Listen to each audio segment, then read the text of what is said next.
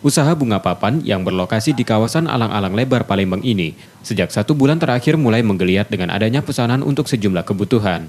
Diperbolehkannya kembali hajatan, setiap minggu tempat ini selalu menerima pesanan dan naik 50% dari sebelumnya penjualan sempat nol.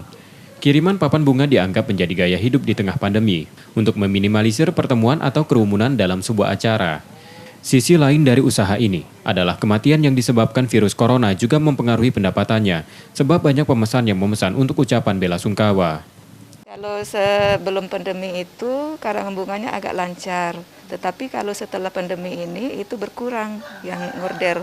Nah, yang saat ini masih belum banyak seperti yang sebelum pandemi. Itu hanya sedikit-sedikit saja. Tidak banyak, hampir hanya 50%. Bisnis papan bunga ini seolah berada dalam dua sisi kehidupan, untuk ucapan bela sungkawa dan sukacita. Reski Oktora, Muklas Diferensial, Kompas TV, Palembang.